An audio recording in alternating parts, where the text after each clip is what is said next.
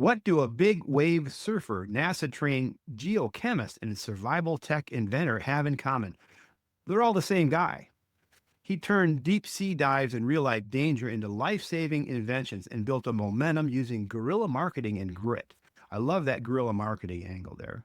So, in this episode, we'll discover why being the tortoise beats being the hare and how hardcore inventing with a heart can lead to real world success. Welcome to the Lead Machine Growth Show. I'm Paul Guyan, your host, the Lead Machine coach, and founder of the Lead Machine Marketing Group and the Speed Framework. I'm dedicating to helping you tackle your tech, master your message, and design your dream. If you want to just take your business to the next level, if you're just starting out, you just want to listen into this episode because it's going to be a fun ride. So let's get this conversation started and turn your dreams into reality. So, welcome, Dr. Rob. Thank you. Just read a little bit about you because it's so fascinating. Dr. Rob Yonover is not your typical inventor. He's a PhD geochemist, big wave surfer, and self-described hardcore problem solver. I can relate to that. He's turned real-life danger into life-saving innovation, from diving 2 miles deep in a submarine to studying lava at NASA and MIT. His early career was built upon pushing scientific limits. His true calling came to the open ocean, where he saw firsthand what survival really means. He's the creator of the SeeRescue Streamer, a military-approved emergency signaling device now used worldwide. He's also invented portable desalination systems, inflatable rescue boards, and paddle boards, which you've probably seen, but didn't know he was behind it. His work has been featured on CNN, PBS, and Discovery Channel, and his mission is simple: save lives and spark innovation, and keep the creative spirit alive, especially in kids and inventors of all ages. He's the author of Hardcore Inventing and Brainstorm Islands, and today he's here to show you how grit, guerrilla marketing, and tortoise-style persistence can build more than a product, and build a legacy. And tortoise-style, so I'm teaching speed, you're teaching slow down. I think the first thing in speed is to slow down. Exactly. And so, You go slow so you can see the fast things coming by. yeah, for sure. Dr. Rob, thank you for coming today. I really appreciate it. We had just a few minutes to get acquainted at the beginning of the show. Thank you. You're in Hawaii and I'm in Michigan. That's quite a position. That's incredible. Thank you. Thank you for having me. I really appreciate it. And thanks for the intro. Yeah, you bet.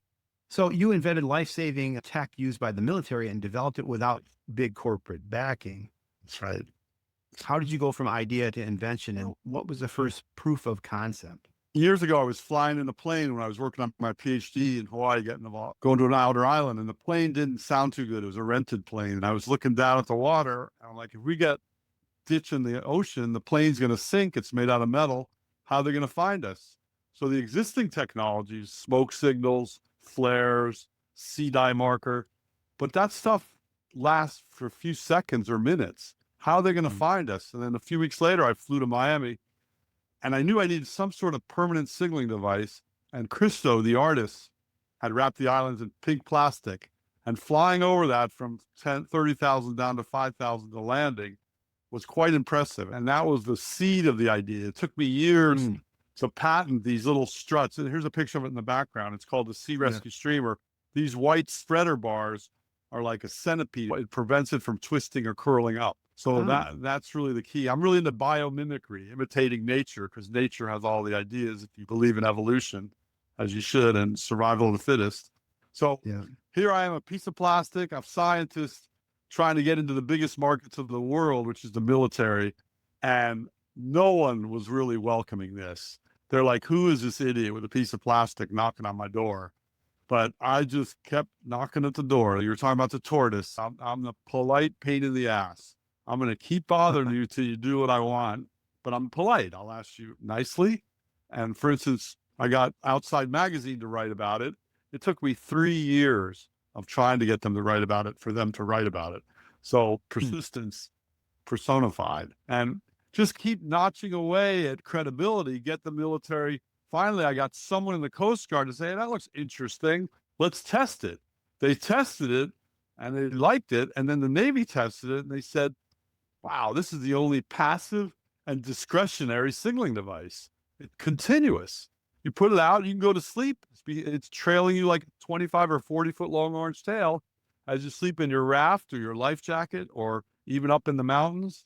So I knew then, I knew I had something, but I still have been facing mountains of people that people don't like to change the way they're doing things, especially in an established market like the military.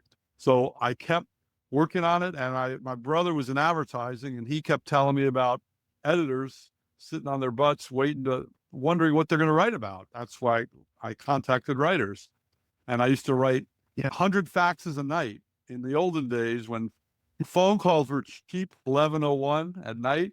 I would just send the same fax to 100 different editors. And it's like fishing. You put 100 lines out, you get one bite, you land the fish. The first story that the person that wrote about it was the Miami Herald. So what did I do with that article? I took that and started fishing with that, put that out 100 times. I keep doing it. I'm still doing it. And I even got it on Shark Tank. I'm always looking for massive media, because ultimately media is a third party endorsement, which is way better than me paying for an ad, right? If I pay for an ad, when you look at an advertisement, of course people are going to say how great their stuff is. But if an editorial board or some writer says, this is great, I tested it, it works, I love it, that's a lot more valuable. So that's where I've been going with it, and I keep going with it. It's been an interesting ride. And these days, podcasts have become big media. Exactly. So being on a podcast is great for your credibility because it humanizes your message. They get to see, oh, this is the guy behind that. It says, wow, he did what? He 2 miles down in a submarine. And I was thinking you're going to tell me you crashed and you had this hero's journey, but your hero's journey was all those faxes. Yeah. Wow. That's a putting the time in. stuff. My fingers used to get cramped up from typing numbers all night. And our younger audience doesn't know what a fax machine is, or waiting till 11:01 at night because the faxes were much cheaper, phone calls. And that's totally foreign to people. But yeah, I paid my dues, and you got to have the passion though to believe in what you're doing. I never really wavered. I've had 100 inventions, but this one is the one that kept coming forward, and I knew it would save lives, and it has. I met the guys that it saved, some of them. They thanked me. And even I tried to express that to the sharks when I was on the show, how much it felt, how great it felt for someone to thank me for saving their lives. Forget the money. That was the best thing of all. And I still contend that. And shows like your own, a new audience can learn about this, because it's very hard, even though there are many podcasts, magazines that's going by the wayside. But how do you get the word out on your invention or your brand? And it's hard, especially without a big budget or any budget. Right? But this is totally free, and you're in Hawaii and I'm in Michigan, and we're having a good conversation. Exactly. There you go. And then it could become viral. Like, for instance, my Shark Tank pitch, someone grabbed it on YouTube and made a 1-minute synopsis of my pitch to the sharks, put it on YouTube. It's got 54 million hits right now and counting. 54 million and my Amazon sales, it's sold out. So just little things like that can lead to great things, and you never know what's going to lead to what. So I always encourage people to try everything. You never know. This show may go viral. Who knows? We may get into some topic. You don't know. And while we're at it, though, I'm going to mention a little station identification here, but sure, a little commercial. You can get the SeeRescue Streamer at SeeRescueStreamer.com. And our gracious guest has offered a 30% discount off of that. How do you get that? Just write to me directly. Go through the website and send me an email instead of going to Amazon. I feed it all to Amazon because I'm trying to stay lean and mean as a company. So they do a lot of my civilian fulfillment. But if you contact me directly through SeeRescueStreamer.com or through there's an email portal, and we can work from there, and we take credit cards and all that stuff. And be sure to mention the Lead Machine Growth Show while you're there. That definitely. So I'll know where you're coming from. We'll know it. Right on. Thank you. So anybody can use this technology. You just gave a master class in persistence, and I used to used to work with a salesperson. He used to say, "Slow and steady wins the race," which is a tortoise metaphor. Yes. You said, "Be the tortoise, not the hare." So what does that mean in the world of entrepreneurship? And how does that mindset served you as an inventor? I think you've given a little. Right. The reality, though, is one of my greatest sayings is don't quit your day job so you can quit your day job.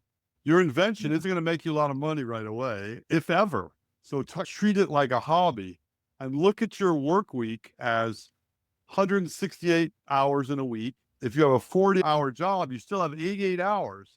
If you have 40 hours to sleep, you still have 48 hours. So you have a full-time job of free time every week.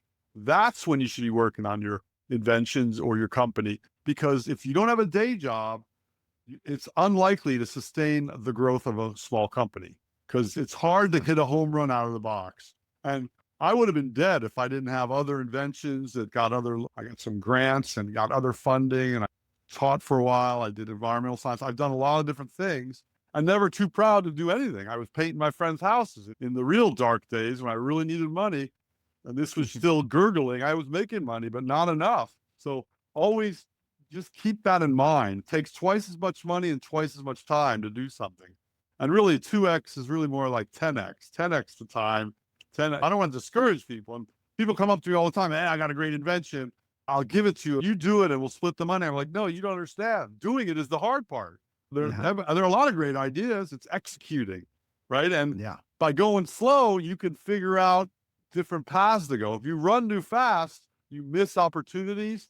And also, one of the other things, and I know the investors don't like to hear about this, but if you take investor money, they want to speed things up and they want to blow it up fast. And if it doesn't blow up fast, guess what? Or they're going to blow up the company and sell it for parts. And I was never going to jeopardize my intellectual property just to have some guy give me $50,000 or $100,000. I don't really want partners to tell me, even if they're quote unquote silent partners, that's almost worse. They're not going to give you any input, and you're going to know that they can call you anytime and say, what are you doing? And how come you're not doing this? And so forth. That's all related. And again, the strategy isn't for everyone, but it works.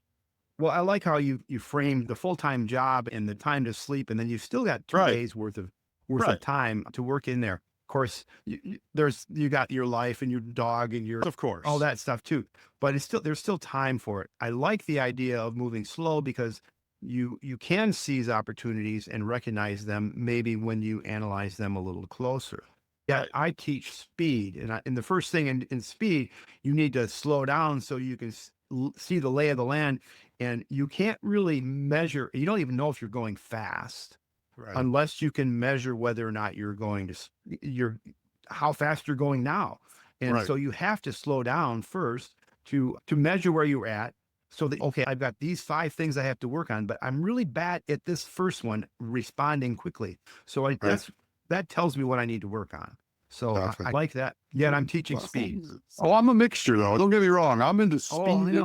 I'm into speed inventing. I challenge myself a lot. And when I'm surfing big waves or I fish rough water, I always look at contingencies. And then I say, what if this happens? If the boat sinks, if the boat flips, if I cut myself, what's going to happen? And then I give myself 5 minutes and what's at hand to invent a solution. So I do that a lot to myself, it's just an exercise. And it's also this macro, micro inventing where you look at the broad problem and all the solutions. Then from quickly looking at everything, you focus on one thing and then you go and bore down on that. That's when you go slower, when you get into where the angle you're going. But at first, I like to go like a computer looking at everything and trying to absorb everything that's possible before I go slow and dive in. So you're like the MacGyver of PhD and invention. Yeah. I had other struggles too. You also don't know what's going to be thrown at you in life. My wife was training for a marathon. She started limping and became paralyzed from multiple sclerosis for 19 years while we had 2 little kids. So she lived for another 19 years in a wheelchair. So I became her arms and legs and also taking care of little kids, also running this business. So it was like potentially overwhelming, but you just keep going, taking it slow, keep putting out fires. And I do act on speed. And my thing is not to let anything sit in the inbox. If I have something to do, I do it and get out of the way. I want a blank slate. So I want a clean whiteboard so I can think in my brain. I don't want to be hampered by things I'm thinking out that I didn't do. So I'm a weird person. Yeah. I'm that way too. If someone comes to me with a request And Right. I think it's something that I need to address right away. I'll do it right away, because that way I have to expend any energy to follow up or to Exactly. crack it, to write it down and just to schedule it and prioritize it and all that stuff. If I can just Exactly. get it out of the way right away, especially with email, God. Exactly. And otherwise it gets overwhelming. And then you just dread it. You dread opening your email. If you have 400 of them, you haven't answered. Whereas I like that. And the other thing, it's a kind of a default is if you make the wrong move right away, you can always say, I answered you right away. I didn't really give it some thought. So you have a little leeway to come back. Whereas if you sit on it, the person might be expecting this beautiful, long-winded, thought-out response, and I don't have time for a lot of that sometimes. So I want a quick response off the top of my head. It's not too important or critical. Get it out, show that you responded. It's also common courtesy. People don't answer emails nowadays, which drives me crazy, because I was brought up, if someone calls you, you call them back. Someone writes to you, write them back. So it's a little different world. How bizarre is that? It's, And people don't want to talk on the phone. yeah, that really pisses me off. I'm on a total rant. And on record, 2007, I think, when the iPhone 1 came out, I was like the only person ever that says this is horrible. This is the worst thing ever. Everyone's telling me how great it is in apps. I'm like, no way. And I've been proven right over and over again. And now people recognize how bad phones are, especially for kids. I do a lot of outreach to kids. They can't even look you in the face. They can't hold a conversation. They're not creative because they have a color TV in their pocket. They're not thinking. They're not in nature. They're not getting bored. They're not forced to come up with stuff on their own. It's really disconcerting. The old school sometimes is good. And I know people don't want to hear that. And kids today brought up with smartphones, iPads, and all that. And even the schools, they don't want to abandon that. So it's a challenge, especially for new parents. And you know what's funny? Younger people say to us older people that you don't understand this technology, and we can go to outer space and we can do all these things. Sure. You're old fashioned. You don't know how all this works and how much it impacts our lives and how we now have to deal with this stuff. And we go, yeah, we invented all that stuff. Exactly. But I do encourage older people to stay current. I have, of course, iPads. I have all that. I know how to do that. Even social media, I have a fair amount of that knowledge and experience, but I don't want to get too lost in it. And that's the problem. These tech companies make it so addictive. And it is great. You get lost in there. And as I tell people, some people, my kids go, oh, you spend a lot of time on there. Yeah, because I have interesting friends that post interesting things. And I usually have the sound off. I'm looking for stuff to read. I'm not looking for videos. And if someone ever wants to make an argument to me, you're not going to win an argument with me by sending me a video. You got to write it or send me an article. You can't say just or pick up the talking phone. head. Yeah, of course. Phone is the best. No, in person is the best. Then phone or video call. Email is lower. And then texting is even lower. These one-way things, there's no room for facial recognition or tone. Even on a phone, I can hear whether you're getting bored or not. I can hear whether you're excited. And yeah, it's a lost art. And I really, it's troubling. And then they try to think we could run iPads and smartphones so we can go to space. No, you can't. You're just a lamb going to slaughter. You're just someone to buy stuff off Amazon. No offense to my customers at Amazon, but that's how people buy stuff. But you're just a consumer. And I'm raising kids and now grandkids. I don't want you just to be a consumer. You need to be a leader instead of a follower. When you're on social media, you're a follower. You're following someone. And if you're following idiots, that's even worse. If you're a follower and you're following brilliant people, okay, that's good. Yeah. But usually brilliant people aren't making videos. Brilliant people are writing, thinking, creating. They're not making videos. Yeah. There's your rant. Yeah, that's today's rant for the kids out there. I must have triggered you. And I back it up. Here's my phone. Okay. Oh, wow. For real. That's my only phone. It's like a souped up BlackBerry. Yeah. When I'm in public or the other humans, I don't want Wi-Fi. I don't want internet connection. I think that's what's wrong with the smartphones. They give you internet connection when you shouldn't have it. When I'm talking to someone on the phone, it should be just phone. When I'm outside in nature, it should just be nature and me, not scrolling out there. You should be scrolling only where there's Wi-Fi. Well, you can scroll while you're on the phone. And that's so it's even worse, right? It's worse. I know. I can't, but yeah, on my phone. But yes, Yeah. it's a challenge. One of the things that really interested me about your bio was your use of the guerrilla marketing, and you just acknowledged that you didn't really have a PR machine behind you. Right. You climbed the ladder and you proved yourself along the way. So how did you do that with you said a little bit about with the faxes. The media was the way I was taught, which is there. And whether you're in a large community or a small community, a lot of people try to get press for their invention or business and think too big. I'm going to Shark Tank right away. No, you might need to go to the local, and back then, local newspaper or even just local people, talk to people. You have to network, whether it's networking in your community, networking at a trade show, networking through media, through magazines, through TV, through internet, social media, all that. And basically getting your elevator pitch down. My pitch, I've got several pitches, and they're all unique. That's the thing. I don't memorize stuff. I even had a problem on Shark Tank because they wanted me to memorize my pitch. I said, I don't do that. I don't even know how to do that. And they made me try it for the producers. And I was very kind of stiff. And they said, oh, we loved your back and forth, but we didn't like your pitch. I go, that's because my producer made me memorize.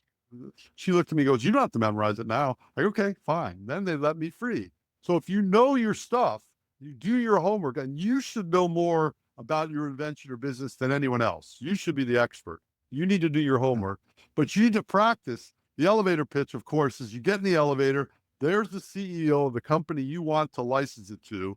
You have 30 seconds before he or she gets out on the next floor. You have to make an impression in 30 seconds. So I have 30-second pitches. I have 2-minute pitches. I have 5-minute pitches. I have half-hour pitches.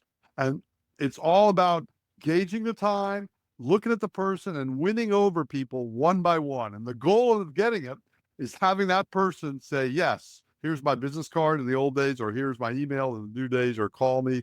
You want to keep talking, keep them talking.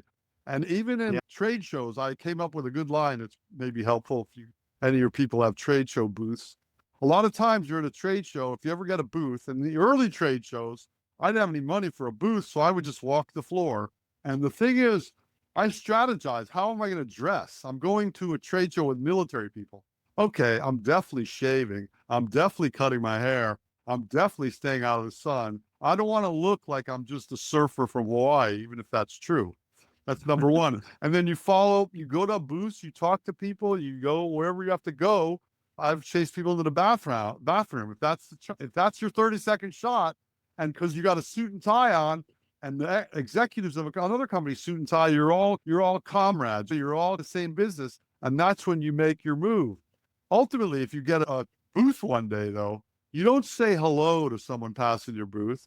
You don't say, can I help you? That's the biggest 2 mistake lines of all. No one wants to be helped.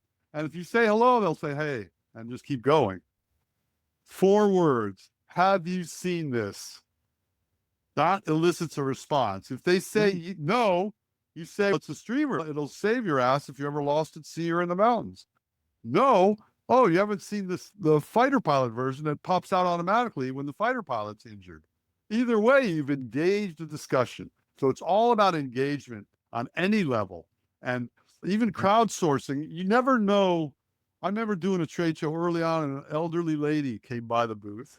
And some of my friends on other booths would just ignore her. I'm not ignoring her. She's asking about my technology. I'm going to explain it to her. You never know who is who. Guess what? She was the admiral's wife. She brought him by later. So you just never know. So the guerrilla thing, you try to stay the guerrilla tactical person and not the guerrilla ape man. So I get so excited, I have to hold myself back. You have to practice. There's a number of books out on guerrilla marketing back from the 80s. Right. And it was for bootstrapping companies like you were to take advantage of every possible way to get your message out. And of course, you've got to have a honed message. The only way to hone your message is to use what you've got, start from where you are, and then rinse and repeat until you get somebody to say, oh, I want to know more. Exactly. And practice too. You got to practice. Yeah. People think, the thing about me, my whole life, people think, oh, you're just so slack, easygoing. but I outwork everyone. People don't see it, Yeah. but I do. And even that Shark Tank thing, I pitched it for 20 years before I got on that show. So by the time I got on that show, it's okay. And then once you start talking to people and you realize where they stand, you calibrate where you're going to talk to. And then the other thing, people get nervous talking, and I get nervous too. But if you know your stuff more than them, that helps you be confident and lose some of that nervousness, because you're the expert up there. You're the expert in the conversation. You're telling them. And you make mistakes, but you got to keep going, right? You just got to, it's just tenacity is the other word. You can't quit. So it's almost, it doesn't really go, a tenacious tortoise. I don't know. They seem mellow. That's what it takes sometimes. Yeah. You mentioned your personal challenges along the Sure. way. How did adversity shape your journey? And what would you say to entrepreneurs today who feel like just giving up because it seems like they're in too deep? I think that, again, if you look at what you have to do, what you want to do, and what you need to do. And when I got that medical situation with my late wife and my kids, I have to do that. I want to and have to do that. Then I have a day job. I have to do that to pay the bills, to do this. You have to keep carving out time. And the other thing is the mental health aspect of it and the achievement aspect of it. Your invention doesn't have to save lives or make millions of dollars. Just inventing something or just starting a business is an achievement in its own, because it's a step to autonomy and it's a step to independence. And you can be proud of yourself for doing that. And that's why you have to be careful which invention or business you pick. You really have to have a passion for it, because it's going to take a long time and it's going to be really frustrating. So you have to, and for me, I like to invent things that save lives, because that's like the highest level of creation, is to help humans, right? It's not just making money. So it was easier for me, and I knew this worked. I knew it was the right solution.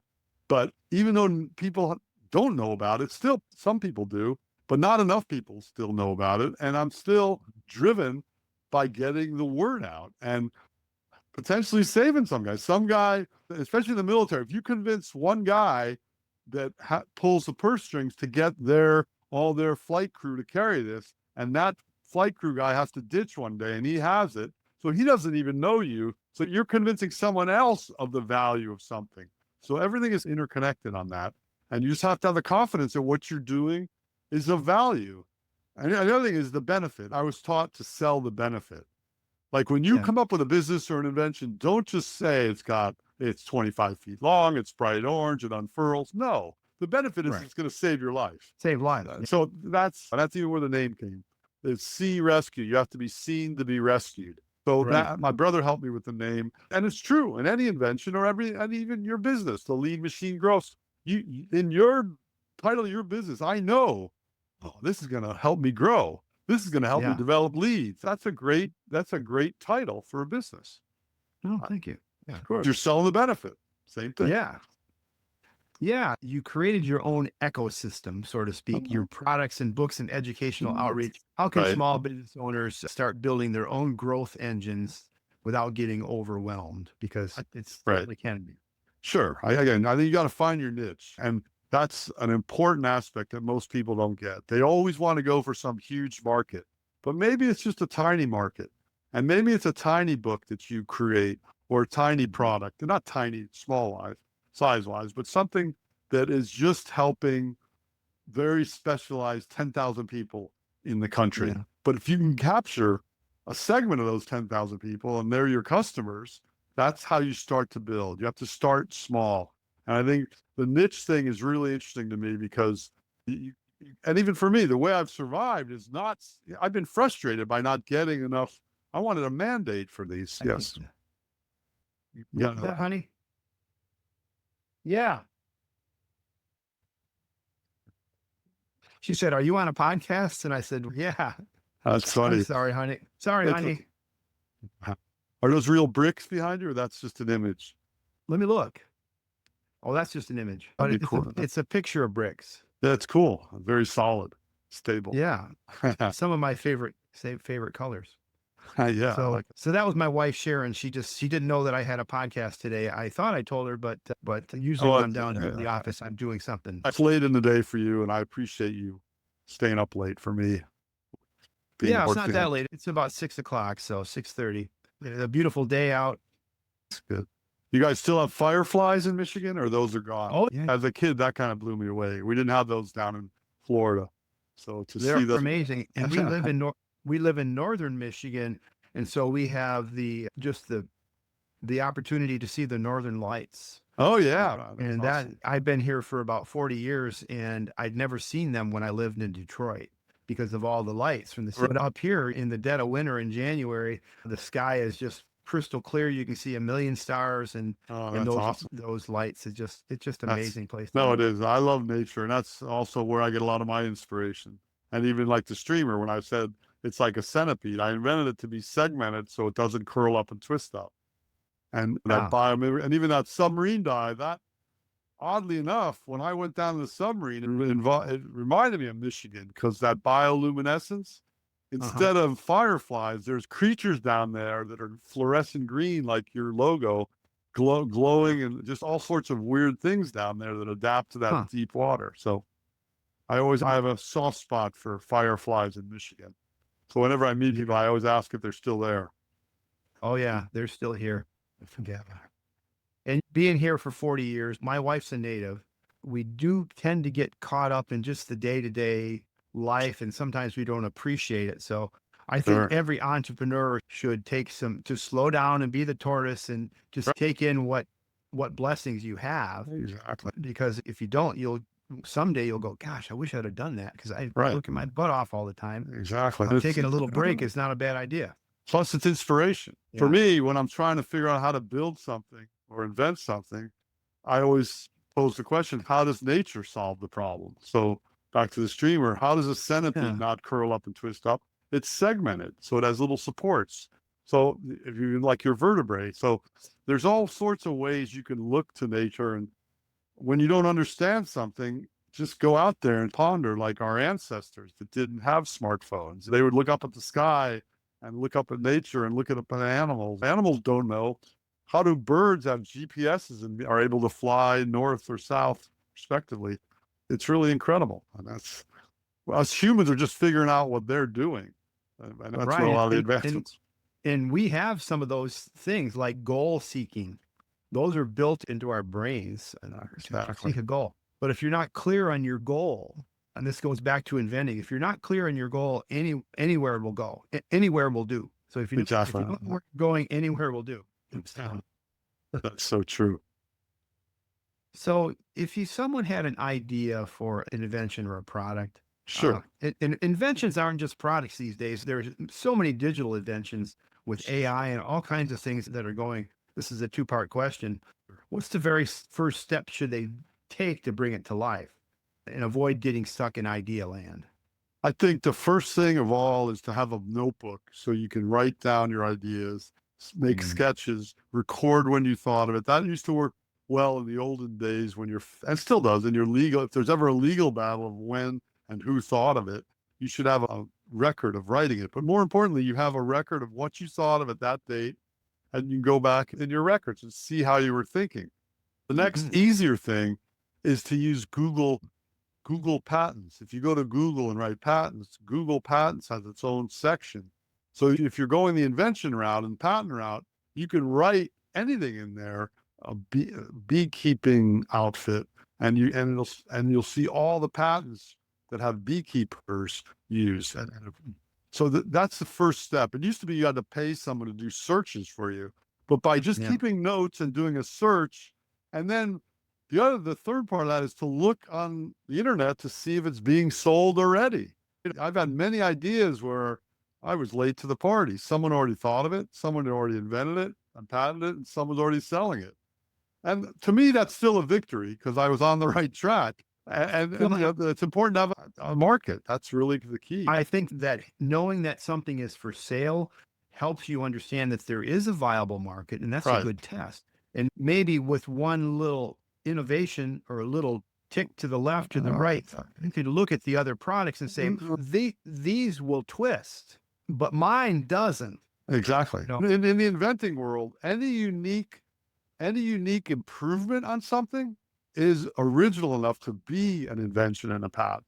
So you can No. take a television and make it also do something else, and that might be good enough to get a patent. So even though it exists, that doesn't mean, like you just said, a tick to the left or right. Another thing I've learned is try not to invent something that's too large, just for because it's because ultimately, if you're going to run a business, you have storage and shipping. And in the case of the streamer, it's nice and small. It's like as big as your cell Yeah. phone. That has been really good for me over the years, because when I send out a shipment of 100 or 500, it's not that big. Whereas 100, one of my recent inventions, which didn't go anywhere, is a water bicycle that when you pedal, instead of a propeller, it flaps a tail fin. I still think it's really cool, and I think it could work. But then when I started trying to build one, I'm like, where am I going to put this thing? Where's the customer going to put this thing? How am I going to ship it? And I had to let it go because Yeah. it just wasn't feasible. So the ultimate invention is as big as your thumb, and you can store it in your closet and it never goes bad. And when you buy 1,000 of them or make 1,000 of them, you can sell 500 of them in 5 or 10 years. It's still good. So I know, people don't think about that when they're inventing or creating. Oh, yeah. A business that's virtual. There's no product. There's no physical product. Yeah, you have to think about the logistics of delivery. I've been in logistics for 40 years now.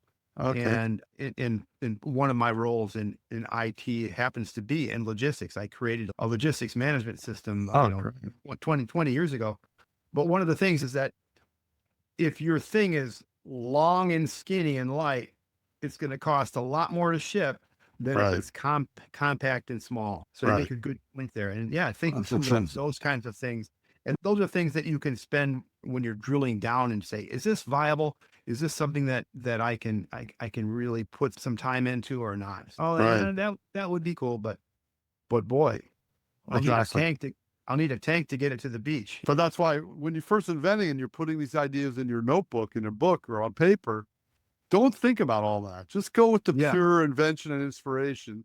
Then when you go back to it and say, okay, how about the logistics of this? Or where can I build this? And how can I build this? How can I ship it? And then you might say, oh, I'll go on to another invention.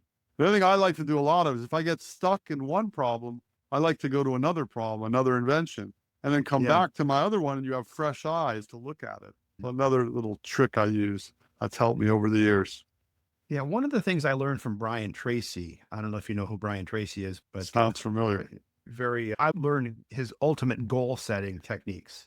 And one of those techniques that I learned was called mindstorming. It's not brainstorming, it's mindstorming. And mindstorming can be done alone or with a group. And what you do is you say, okay, you write a question about whether or not this is viable, or how can I make the sea streamer come alive? Right. And then you write down 20 answers to that question, and you don't filter them through. Is it possible? Is it stupid? Is it smart? Is it crazy? You just write down. And once you get down to that 10 mark, you're going to start to it's going to be difficult to answer those last questions, but there's where the gold is, where you go, wow. And then once you find something in that list, after you're done with the 20, you can look at the list and say, okay, that one there is a good idea. Right. You take and repeat the exercise with that new idea.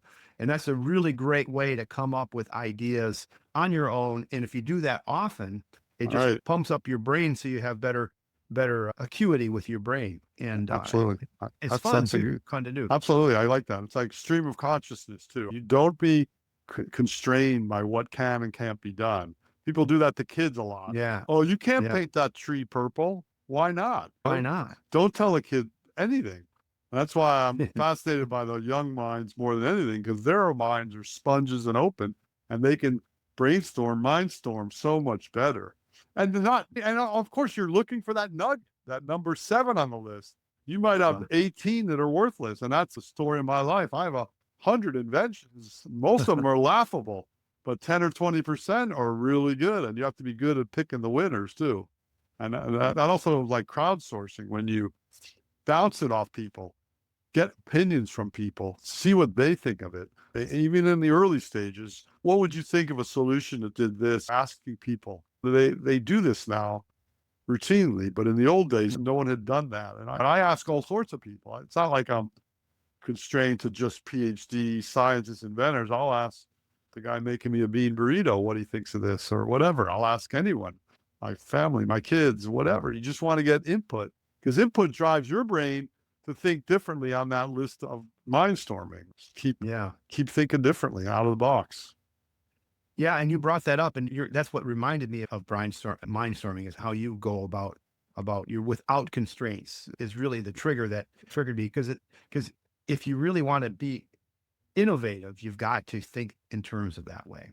Right. And the way I like to write things down, even the way I take notes versus having it on the computer, is once I write something down, let's say you're doing the mindstorm exercise, you write that number 3, 1 down, or number 7, you're done with it. You don't have to remember it anymore. It's not in your mind. Get it out of your mind so you can get to number 4, number 12.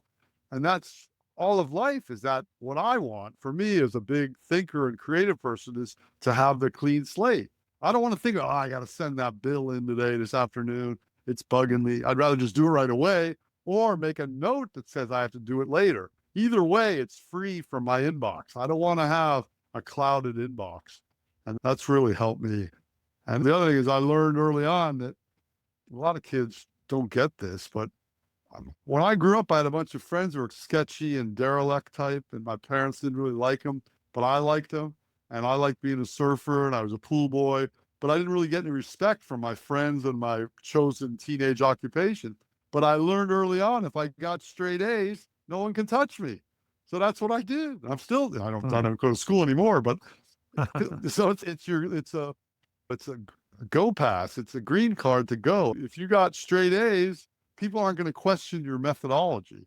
So I always try to go by the book when it counts, and then you can have more of a beatnik, free thinking life if you do what's required. If you're a kid, your requirement is school. Get A's in school. Then you can screw off with your friends all day because you've shown, and my parents, they were big on the 3 R's, which I am: respect, responsibility, resourcefulness. Raising a kid or anything. And their thing was the more responsibility you show, the more we're going to give you. So I kept ratcheting that up. And finally, my derelict friends, I asked, and this is unbelievable for parents nowadays. Think of a 16-year-old kid. That's what I was in Miami. I asked my parents to borrow the car to go on a surf trip. Okay, that seems like with my derelict friends. But guess where it was 1,000 miles away to New York. They let me take my car with my 3 other 16-year-old derelict friends and drive to New York from Miami. No cell phones, no GPS, sketchy people, but they trusted me. They knew I was responsible and resourceful and respectful, all those things, and they kept giving me more. So it's the same thing, though. It's like getting A's. You get A's, your life's better. And how hard is it to get A's? It's really not that hard if you put the work in. For people that have a good mind, and most people have good minds, you can do it. Yeah, just to sum things up here, you move fast and then you move slow. Exactly. Put the work in. You outwork everybody because that's your core value, really. Right. That work, and that's how you've come through this. And really, you're saving lives today, which is just an amazing thing. Appreciate that. We've already really said what people should do to take action, and I can't bring them off the top of my head, but sure. But they're in there. You also have, I mentioned this before, if you go to www.SeeRescueStreamer.com, that's SEE. So you got to be seen to be rescued. Streamer.com, and then reach out to Dr. Rob, and he will hook you up with your own life-saving device, and they can be used in the woods, they can be used in the mountains, they can be used out at sea, they can be used in the lake. We're in the Great Lakes area. There's more lakes in Michigan than I think anywhere. You can get lost at sea in Lake Michigan easily. Yeah. 90% of lost at sea people are within 2 miles of shore. Everyone thinks it's way offshore. It's not. It's close usually. You may way offshore. Yeah, that's true. Yeah. A bad day starts in early. So as we sign off today, remember, faith and action go hand in hand. So keep the pedal to the metal until next time on the Lead Machine Growth Show. I'm Paul Guyan, and Dr. Rob Yonover, the inventor of the SeeRescue Streamer and so many other things. It's been delightful just having you on. Thank you. Me too. I appreciate it. That was fun. Thank you. Yeah. Thank you for tuning in to the Lead Machine Growth Show with Paul Guyan, where we show you how to tackle your tech, master your message, and design your dream so that you can transform your vision into reality. Remember to visit our website at www.leadmachinegrowthshow.com and enjoy even more great episodes like this one. Again, while you're here, subscribe to us via your favorite network. We look forward to seeing you next time on the Lead Machine Growth Show.